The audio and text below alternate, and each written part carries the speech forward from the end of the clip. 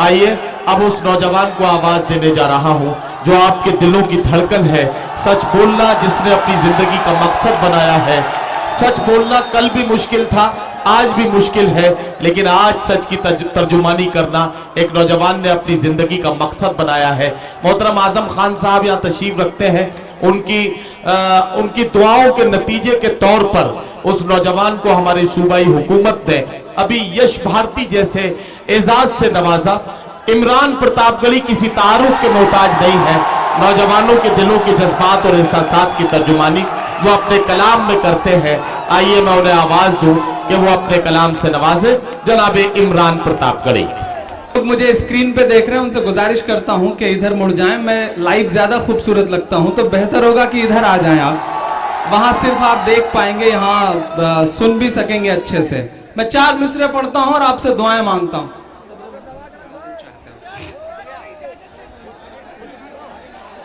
था शहंशाह को गुरूर बहुत, यहां से वहां तक एक एक शख्स की शिरकत होनी चाहिए। मुझे लगे कि मैं गोरखपुर में खड़ा हूं, मैं हिम्मत करता हूं और आपसे दुआएं मांगता हूं कि था शहंशाह को गुरूर बहुत। जिस बादशाह का जिक्र कर रहे थे आजम भाई, मैं कोशिश करता हूं 4 मिसरे पढ़ने की। था शहंशाह को गुरूर बहुत, रब ने उसका गुरूर तोड़ दिया। रब ने उसका गुरूर तोड़ दिया। कल थी जो 56 इंच की छाती, अगला मिसरा सच्चा हो तो एक हाथ हवा में उठे। कल थी जो 56 इंच की छाती, एक कन्हैया ने सब सिकोड़ दिया। एक कन्हैया ने सब सिकोड़ दिया। रब ने उसका गुरूर तोड़ दिया। आजम साहब की तकरीरों में एक चीज पिछले बिहार के रिजल्ट के बाद मुसलसल मीडिया में भी रही और हम सब ने भी सुनी। आपने पूरे उत्तर प्रदेश को बिहार जीतने की मुबारकबाद दी और मुबारकबाद देते देते यह भी कहा कि उत्तर प्रदेश वालों आप खुशनसीब हो कि बिहार जीते, वरना जो दिवाली गुजरी है वो पटाखों से नहीं बल्कि आपके जलते हुए घरों से मनती। बहुत सच्ची सी बात थी। उसे सुन के मैंने 4 मिसरे कहे और बहुत सिंबल का इस्तेमाल किया, प्रतीकों का इस्तेमाल किया। मैं गुजारिश कर रहा हूं कि जो इंतजाम वाले लोग हैं, कमेटी के लोग हैं, उनसे गुजारिश है कि बिल्कुल छोड़ दें, उन्हें मेरे हवाले और मुझे उनके हवाले। वो कुर्सी रख लें, आगे देखें आप। उधर जो पीछे 2-3 दोस्त कुर्सियों के लिए लड़ रहे हैं, ये काम तो दिल्ली में बैठे हुए लोगों का है, आप ऐसा क्यों कर रहे हैं? वो कुर्सी जो पीछे इधर उधर हो रही है उसे आप पकड़ लें, तब मैं 4 मिसरे पढ़ना शुरू करूं। एक बार आप जोरदार ताली बजा करके माहौल दें। मैं कोशिश करता हूं, 4 मिसरे पढ़ता हूं। बिहार का रिजल्ट आपकी आंखों में है, सुनिएगा। इरशाद कि दूध ने चाय को हरा डाला। आप सुन के बताएं, आप खामोशी से सुन रहे हैं, मुझे ऐसा लग रहा है कि जैसे आपका जोश कम पड़ गया है। मैं पढ़ता हूं साहब कि दूध ने चाय को हरा डाला, सच ने अन्याय को हरा डाला। कर दिया ये बिहार ने साबित। अगला मिसरा अगर दिल को छू जाए तो मुझे सुन के बता देना। कर दिया ये बिहार ने साबित, भैंस ने गाय को हरा डाला। भैंस ने गाय को हरा डाला, सच ने अन्याय को हरा डाला। बहुत शुक्रिया, बहुत मोहब्बतें। आपने जितनी दाद वाद दी है इससे मेरे बाल बच्चे पल जाएंगे जो भी पैदा नहीं हुए हैं। बस गुजारिश ये करता हूं कि जो इधर लोग बैठे हैं थोड़ी सी आपकी भी शिरकत हो, आपकी दुआएं, आपकी तालियां हमारे लिए वैसे ही हैं जैसे अमर सिंह के लिए जया प्रदा। तो थोड़ा सा ठीक ठाक ढंग से बजेंगी तो इंशाल्लाह अच्छा रहेगा। मैं 4 मिसरे और पढ़ता हूं। हमारे देश में एक बाबा हैं साहब, दुनिया की हर बीमारी का इलाज करने का दावा करते हैं वो, लेकिन आज तक अपनी फड़कती हुई आंख नहीं सही कर पाए साहब। मैं नाम नहीं लूंगा, नहीं आप जान जाएंगे कि मैं बाबा रामदेव जी की बात कर रहा हूं। पिछले दिनों उनका बयान आया कि कानून ने हाथ बांध रखे हैं वरना गर्दनें काट दी जाती। तभी उनके पीए ने उनसे कहा कि बाबा अगर गर्दनें काट दी जाएंगी तो जो अपना तेल और शैम्पू का बिजनेस है उसका क्या होगा। बाबा तुरंत चुप हो गए। मैं 4 मिसरे पढ़ता हूं, मैं एक सवाल उछालता हूं उनकी तरफ। मुनव्वर सलीम साहब जैसी बड़ी शख्सियत थी, इसलिए चुप नहीं हुए थे। उनके बयान के बाद हमारा बयान जारी हुआ था।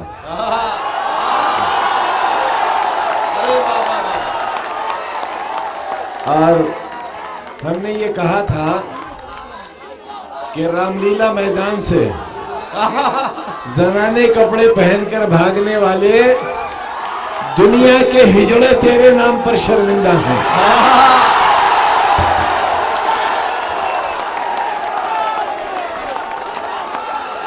जिंदाबाद जिंदाबाद। बिल्कुल मैं 4 मिसरे पढ़ता हूं। बिल्कुल जो आजम भाई ने कहा है उसे अक्षरशः शब्द शब्द पिरोता हूं अपने 4 मिसरों में। जी जी बिल्कुल।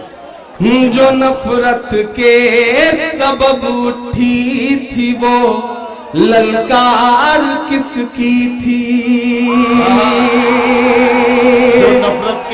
जो नफरत के सबब उठी थी वो ललकार किसकी थी।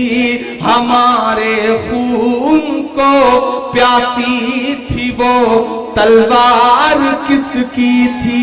हमारे खून को प्यासी थी वो तलवार किसकी थी। हमारी गर्दने मत काटिए बस ये बता दीजिए। कसम है कि खाक को आपकी तालियों का शोर हरिद्वार तक जाए। मैं अगला मिसरा पढ़ता हूं। हमारी गर्दने मत काटिए बस ये बता दीजिए। जिसे तुम पहन कर भागे थे वो सलवार किसकी थी। जिसे पहन कर भागे थे वो सलवार किसकी थी। जो नफरत के सबब। इमरान ये 4 मिसरे फिर से पढ़िए एक बार। पढ़े जाए तो बताइए, पढ़े जाए। जो नफरत के सबब उठी थी वो ललकार किसकी थी। हमारे खून को प्यासी थी वो तलवार किसकी थी। हमारी गर्दने मत काटिए बस ये बता दीजिए। जिसे तुम पहन कर भागे थे वो सलवार किसकी थी। जिसे तुम पहन कर भागे थे वो सलवार किसकी थी। नहीं, ये चंद ठेकेदार नहीं तय करेंगे कि हम क्या बोलेंगे क्या नहीं बोलेंगे, क्या खाएंगे क्या पहनेंगे। हम उन्हें यह तय करने की इजाजत नहीं देंगे। ये कोई तय कर सकेगा तो जो हमारे रहबर हैं आजम साहब जैसे लोग, वो तय कर सकेंगे कि हमारी नस्लें क्या करेंगी, क्या बोलेंगी, क्या पहनेंगी। मैं 4 मिसरे पढ़ता हूं साहब। कि तुम्हारे पहले बोला है तुम्हारे बाद बोलेंगे। मैं जानता हूं आपकी धड़कनें जो महसूस करती हैं। मैंने कोशिश करी है कि मैं उसे शब्द दे सकूं। मैं आपकी अदालत में हाजिर हूं। पढ़ता हूं 4 मिसरे। कि तुम्हारे पहले बोला है तुम्हारे बाद बोलेंगे भगत अशफाक बन करके कभी आजाद बोलेंगे भगत अशफाक बन करके कभी आजाद बोलेंगे तुम्हें जय बोलना है मेरे भाई शौक से बोलो मेरे ईमान ने जो कहा है अगर आपका भी ईमान यही कहता है तो एक एक हाथ को कसम है अगले मिसरे पे तुम्हें जय बोलना है मेरे भाई शौक से बोलो मगर हम जय नहीं बोलेंगे जिंदाबाद बोलेंगे मगर हम जय नहीं जिंदाबाद बोलेंगे तुम्हारे पहले बोला है तुम्हारे बाद बोलेंगे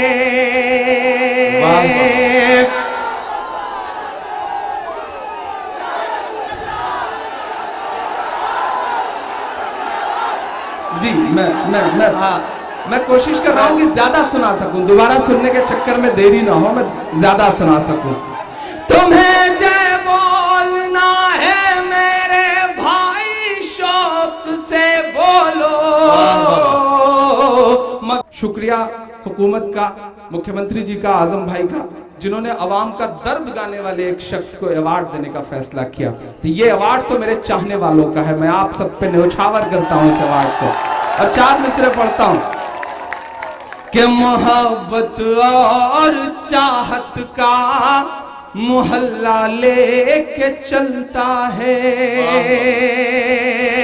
क्यों इमरान पढ़ रहा है ये मिसरे कुछ तो बात होगी साहब सियासत को एक किनारे रख दीजिए और इमरान के मिसरे सुनिए कि मोहब्बत और चाहत का मोहल्ला लेके चलता है ये पागल अपने लब पर नाम अल्लाह लेके चलता है ये पागल अपने लब पर नाम अल्लाह लेके चलता है महज इस बात पर कुर्बान हूँ तुझ पे ऐ आज़म एक बहुत पर्दे की बात को आम करता हूं और सच लगे तो दुआएं देना महज इस बात पर कुर्बान हूं तुझ पर ऐ आज़म खां तू अपने साथ गाड़ी में मुसल्ला लेके चलता है तो अपने साथ गाड़ी में मुसल्ला लेके चलता है बहुत शुक्रिया बहुत मोहब्बतें जी इंशाल्लाह पढ़ दूंगा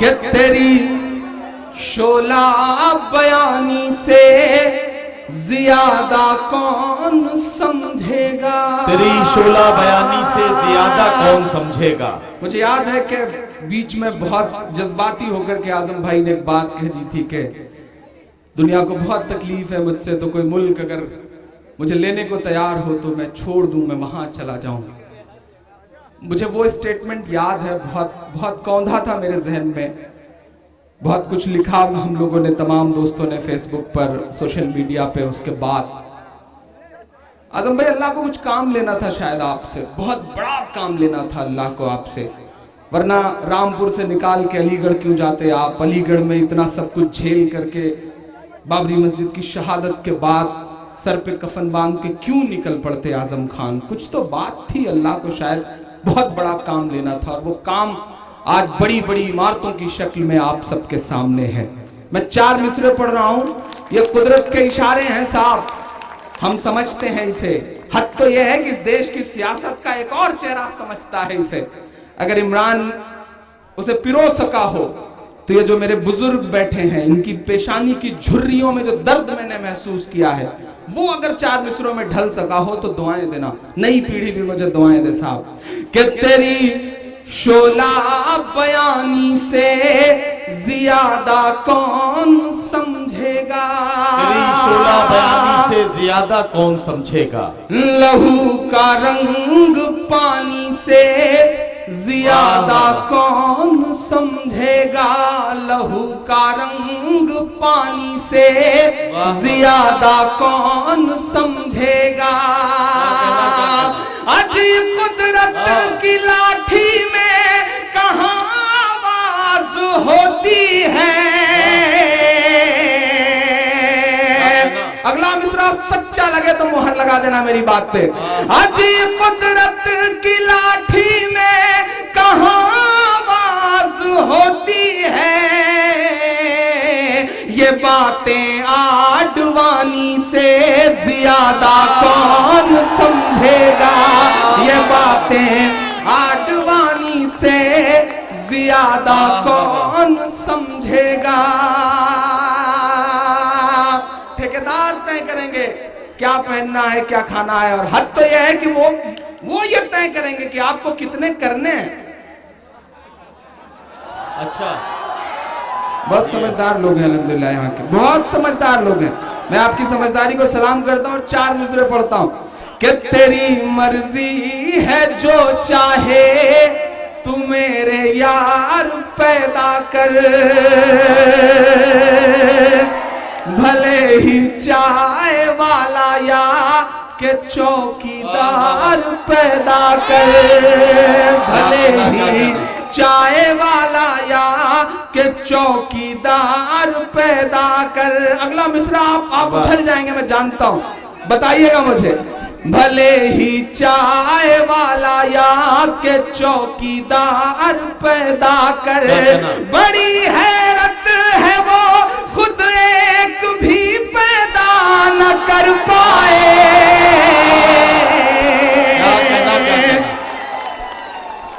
बताइएगा अगले मिसरे में साहब। बड़ी हैरत है वो खुद एक भी पैदा न कर पाए,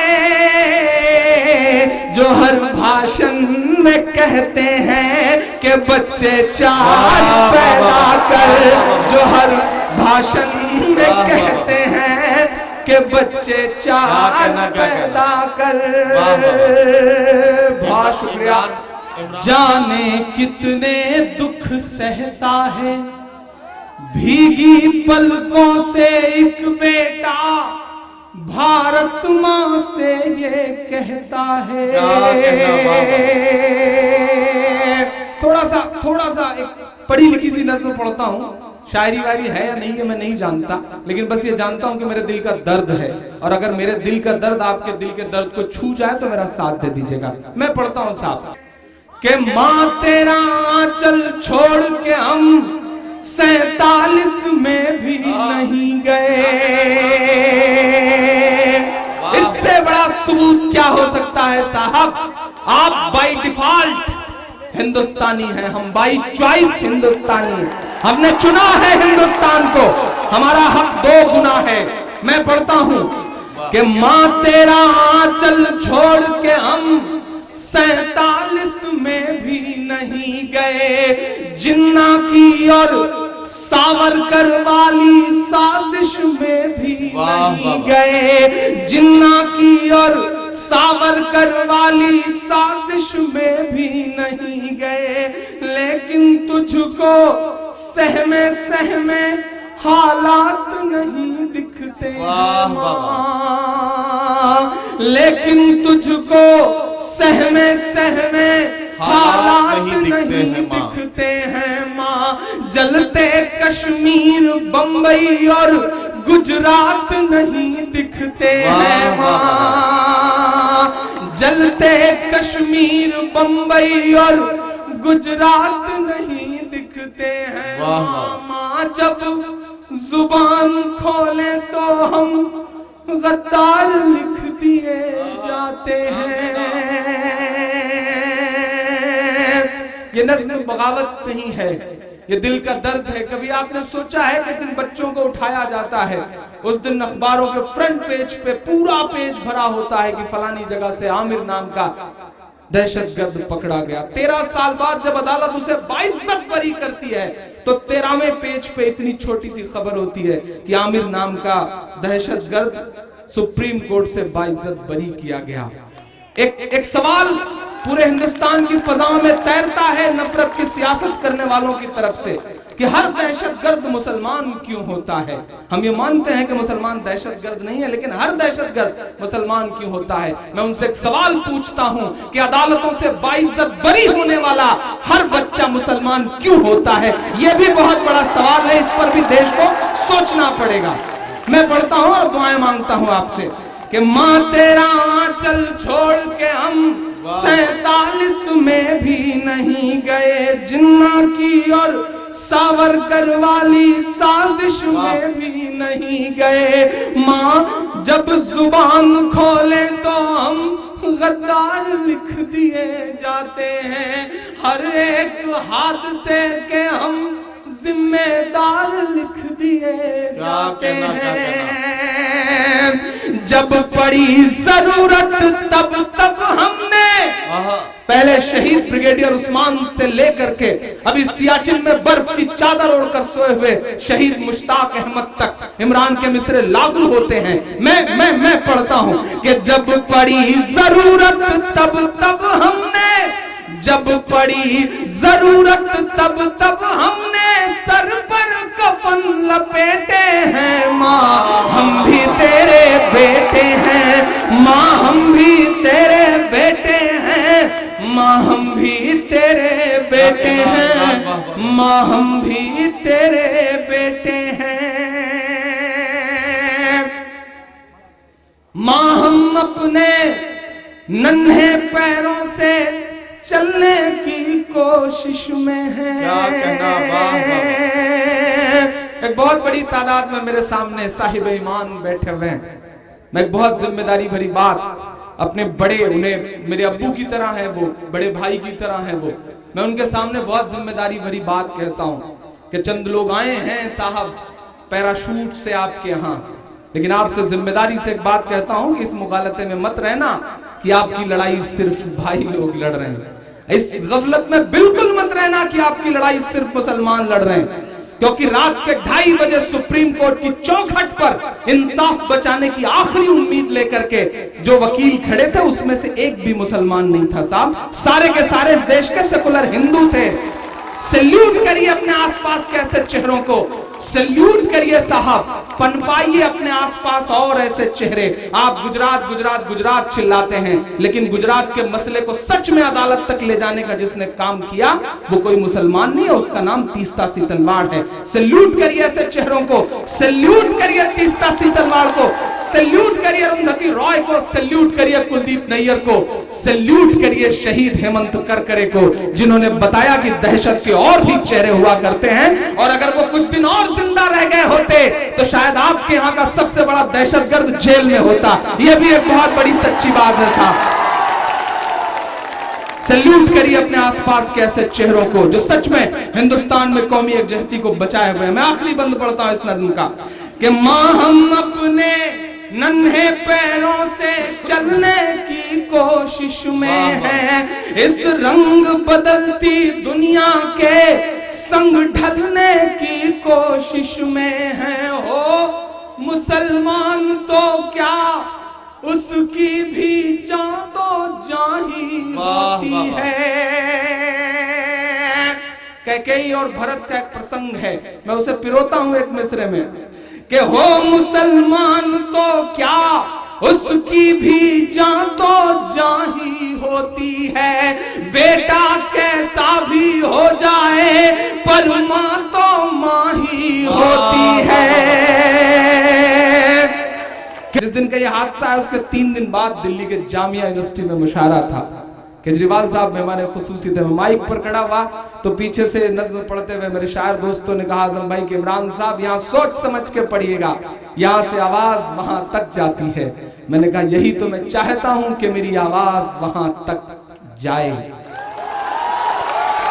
आखिरी बंद पढ़ता हूं इस नज्म का साहब, बहुत जल्दी जल्दी मैं काम लेता हूं।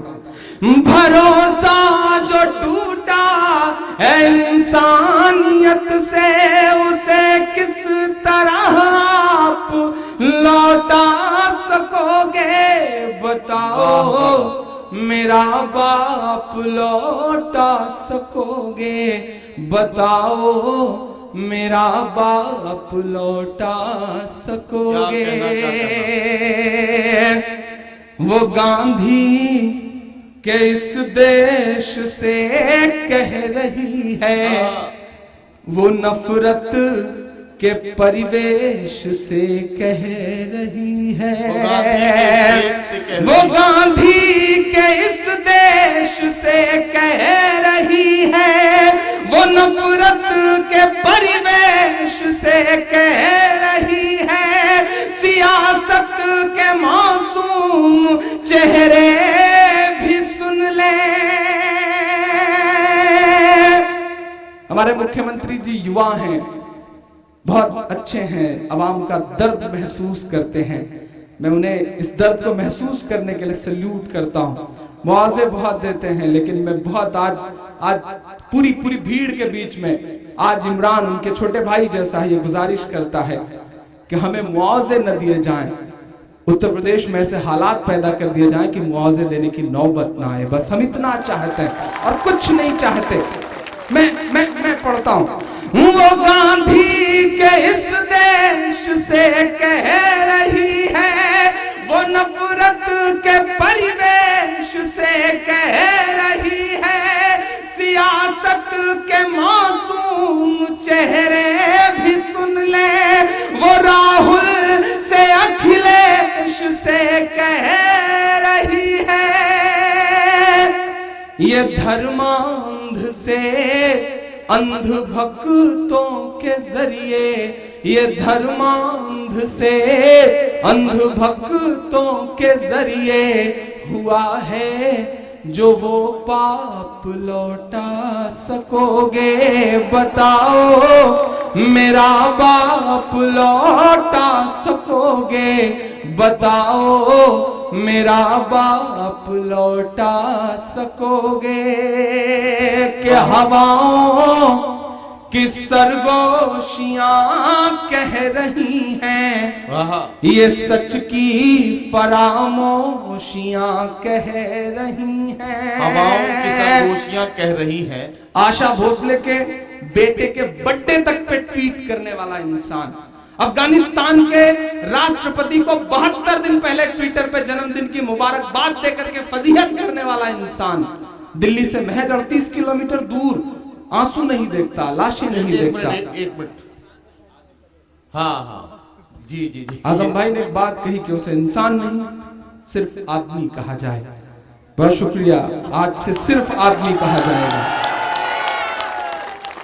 उसे 38 किलोमीटर दूर कुछ नहीं दिखता। कुछ तो है जिसकी पर्दादारी है। इस चुप्पी के मायने क्या हैं? अगर इमरान ने बताया हो तो मेरा साथ देना। शायद इतना कड़वा नहीं होना चाहिए हमें, लेकिन मैं बहुत छोटी सी बात मुझे याद आती है कि संसद की सीढ़ियों से पहले प्रधानमंत्री पंडित जवाहरलाल नेहरू जी उतर रहे थे। उनके साथ उस वक्त के बहुत बड़े कवि, राष्ट्र कवि रामधारी सिंह दिनकर उतर रहे थे। एकाएक नेहरू जी का पांव लड़खड़ाया, नेहरू जी गिरने को हुए कि दिनकर जी ने उनका हाथ थाम लिया।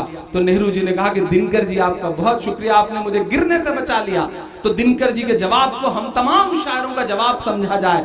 दिनकर जी ने कहा कि नेहरू जी, इस देश की सियासत के कदम जब जब लड़खड़ाएंगे, साहित्य और अदब उसे सहारा देगा। मैं शायद अपनी उस जिम्मेदारी को निभाते हुए मिसरे पढ़ता हूं कि हवाओं की सरगोशियां कह रही हैं, ये सच की फरामोशियां कह रही हैं। हवाओं की सरगोशियां कह रही हैं, हवाओं की सरगोशियां कह रही हैं, ये सच की फरामोशियां कह रही हैं। थे उस कत्ल में जैसे खुद भी अगर सच बोला हो इमरान ने तो कोई भी हाथ खामोश न रहे, वरना मैं कमजोर पड़ूंगा। थे इस कत्ल में जैसे खुद भी वो शामिल, थे इस कत्ल में जैसे खुद भी वो शामिल, ये मोदी की खामोशियां कह रही के लगा है जो भारत के दामन पे धब्बा, लगा है जो भारत के दामन पे धब्बा, ये है एक अभिशाप, लौटा सकोगे बताओ मेरा बाप, लौटा सकोगे बताओ मेरा बाप, लौटा सकोगे। बहुत शुक्रिया। मैं आऊं जाऊं उतनी देर में, चूंकि मेरी फ्लाइट है, मुझे भागना है लखनऊ से। मैं जाते जाते 3-4 मिनट के नज़्म बहुत दिल से, देखिए आपकी बहुत सारी फरमाइशें हैं, एक दिन में तो पूरी नहीं की जा सकती। मैं तो 5 लाख, मैं आपको एक वाकया सुनाता हूं कि जो हमें ईमान से दूसरे घरों में बुलाने की कोशिशों में लगे लोग हैं, वो ये भूल जाते हैं कि दुनिया की सुपर पावर ताकत वाले मुल्क में एक शख्स हुआ करता था जिसके पैरों की थिरकन पे दुनिया अरबों डॉलर लुटा दिया करती थी, लेकिन उस शख्स को कहीं सुकून नहीं मिलता था। तो उसने अपने चचेरे भाई से कहा, मुझे सुकून की तलाश है। तो चचेरे भाई ने कहा कि सुकून चाहते हो तो कुरान पढ़ो। उस शख्स ने कुरान पढ़ी और उसके बाद इस्लाम में दाखिल हुआ। उस शख्स का नाम माइकल जैक्सन था। कुछ बात तो है साहब मेरे इस्लाम में, कुछ बात तो है इस्लाम में, कुछ बात तो है साहब के जिस शख्स के मुक्के से दुनिया कांपती थी, वो शख्स दुनिया की तमाम शोहरतों को एक किनारे रख करके मोहम्मद अली हो जाता है। कुछ बात तो है मेरे इस्लाम में, कुछ बात तो है साहब कि जिस शख्स के मुक्के से डर करके लोग रिंग छोड़ दिया करते थे, वो माइक टायसन पिछले दिनों काबे का तवाफ करता हुआ नजर आता है। कुछ बात तो है साहब इस्लाम में, कुछ बात तो है कि यूसुफ योहाना मोहम्मद यूसुफ हो जाता है। कुछ बात तो है कि सुनीता विलियम्स जब अंतरिक्ष में जाती हैं तो उन्हें सिर्फ 2 जगह रोशनी दिखाई पड़ती है, वो 2 जगह हैं मक्का और मदीना। कुछ बात तो है मेरे इस्लाम में।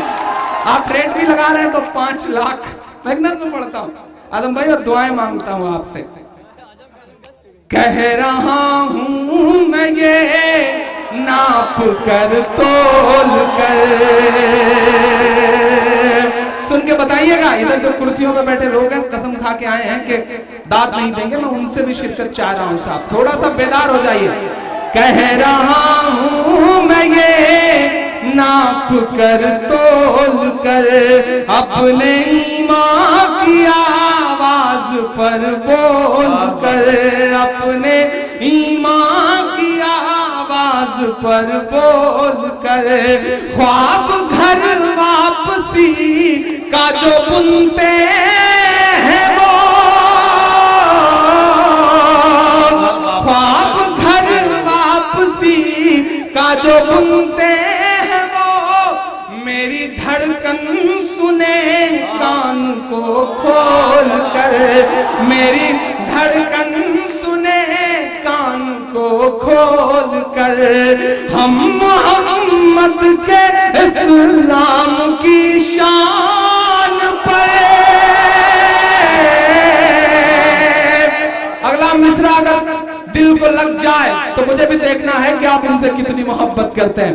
हम मोहम्मद के इस्लाम की शान पर कल भी कुर्बान थे, अब भी कुर्बान है। हम मुसलमान हैं, हम मुसलमान हैं, हम मुसलमान हैं, हम मुसलमान हैं। मेरे भारत तेरी,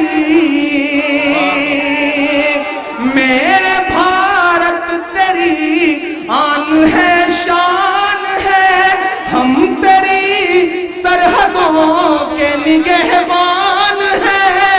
हम मुसलमान हैं, हम मुसलमान हैं, हम मुसलमान हैं, हम मुसलमान हैं। हम तो फारस अरब से भी आए नहीं।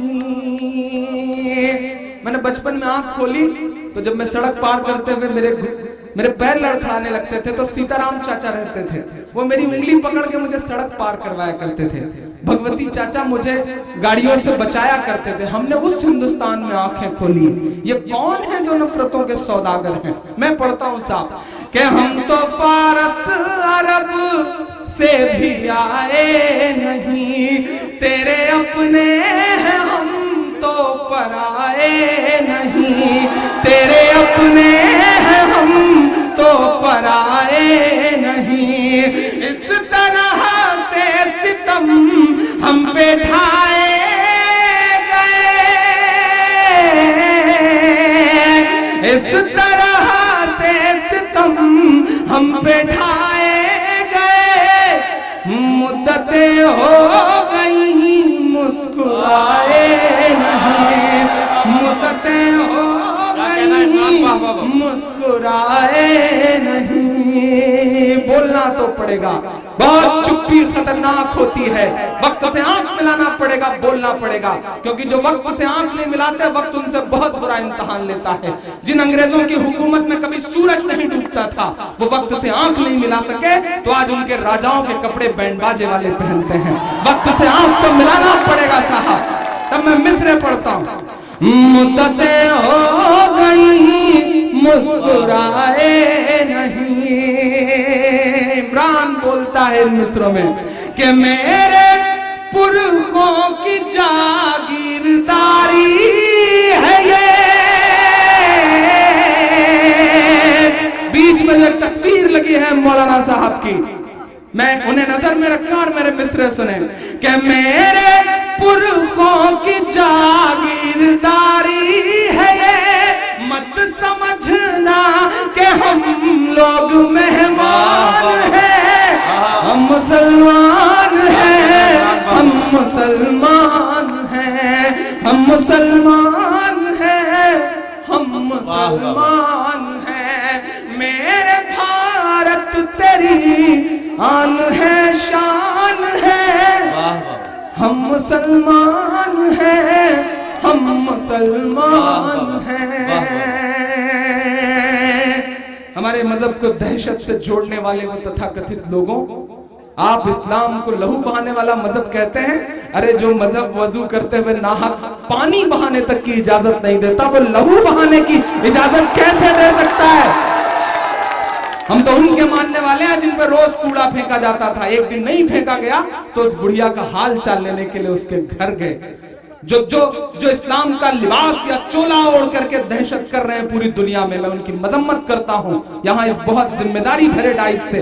आजम साहब जैसी बड़ी शख्सियत की मौजूदगी में कड़े शब्दों में मजम्मत करता हूं, क्योंकि जिस तरह बिस्मिल्लाह कह करके शराब पीने से हराम शराब हलाल नहीं हो जाती, उसी तरह अल्लाह अकबर कह करके मासूमों का कत्ल कर देने से वो कत्ल जायज नहीं हो जाता। हम मजम्मत करते हैं, लेकिन जो इस नाम पर जो सियासतें चल रही हैं साहब, उनसे बेदारी भी जरूरी है। मैं एक बंद पढ़ता हूं, घर वापसी घर वापसी घर वापसी। आजम भाई आप चौंकेंगे इस मिसरे पर, अच्छा लगे तो आपकी भी दुआएं मांगता हूं, ठीक है साहब?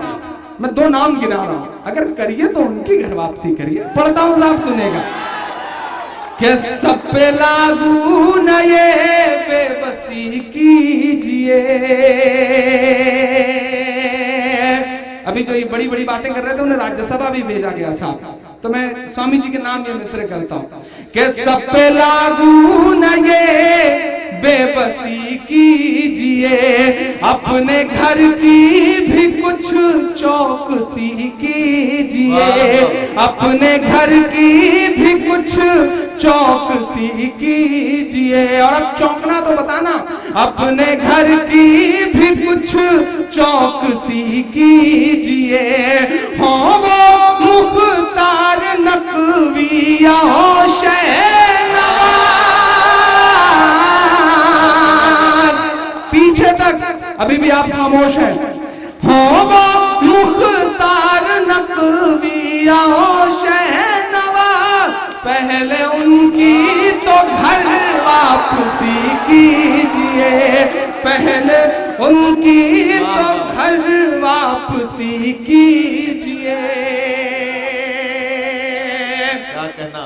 800 सालों की तारीख, मेरा ज़मीर मेरी खुददारी मेरा तेवर इन 2 मिसरों में अगर बोल पाया हो तो जिन्होंने अब तक दाद नहीं दी उनसे कोई शिकायत नहीं है, लेकिन अब खामोश रहे तो मुझे लगेगा कि कहीं ना कहीं जोश कम पड़ा है, जिंदा दिली कम हुई है। मेरी माएँ बहनें बैठी, मुझे उनकी भी दुआएं मिले, क्योंकि आपका सर जिसके हाथ पे पड़ जाए उसे मनमोहन सिंह बनने में देर नहीं लगती, तो आपकी भी दुआएं चाहिए मुझे। मैं पढ़ता हूँ साहब। हाँ वो मुख्तार नकविया शहनवाज, पहले उनकी तो घर वापसी कीजिए। आजम भाई आपका तेवर बोल रहा है इन 2 मिसरों में, बखुदा आपका तेवर बोल रहा है, आपसे उधार लिया है मैंने तेवर इन 2 मिसरों को कहने के लिए कि 5 दिन की हुकूमत पे इतना नशा।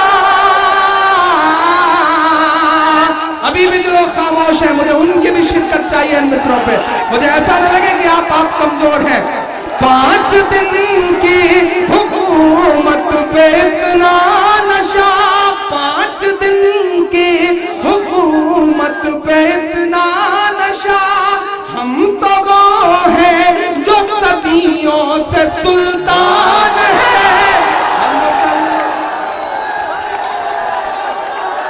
आए थे एक दिन मेरे घर आए थे, दुश्मनों को भी तन्हा नजर आए थे, दुश्मनों को भी तन्हा नजर आए थे।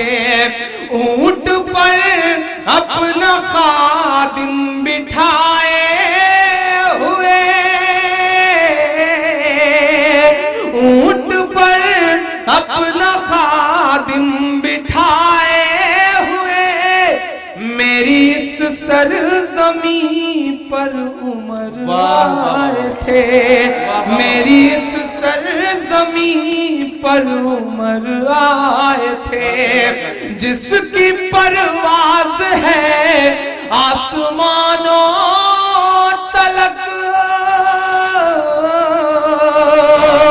जिसकी परवाज है आसमानों तलक, जख्मी जख्मी मैं वो एक शाहीन हूँ, मैं फलस्तीन हूँ, मैं फलस्तीन हूँ, मैं फलस्तीन हूँ, मैं फलस्तीन हूँ। हमारी आंखों ने कैसा कैसा मंजर देखा है। पहाड़ी के इस तरफ सुपर पावर की दी हुई तोपें, रॉकेट लॉन्चर हैं।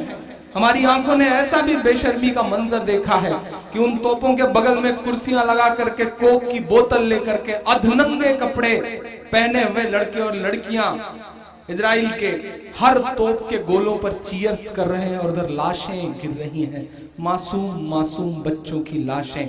मैं उन तमाम मासूम मुजाहिदों के नाम ये बंद करता हूं और आपसे दुआएं मांगता हूं कि रेत पर रब का फरमान पलता रहा,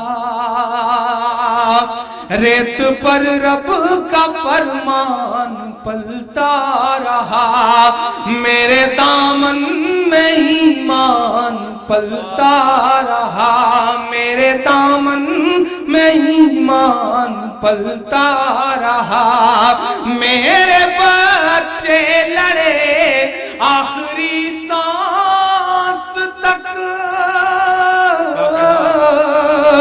मेरे बच्चे लड़े आखिरी सांस तक, और सीनों में कुरान पलता रहा, और सीनों में कुरान पलता रहा, जर्रे जर्रे में अल्लाह अकबर लिए, जर्रे जर्रे में अल्लाह अकबर लिए, खुश नसीबी है मैं साहिबे दीन हूँ, मैं फलस्तीन हूँ, मैं फलस्तीन हूँ, मैं फलस्तीन हूँ, मैं फलस्तीन हूँ। आबाद रखना मुझे अपनी सांसों में, आबाद रखना मैं रहूं ना रहूं, याद रखना मुझे, याद रखना मुझे।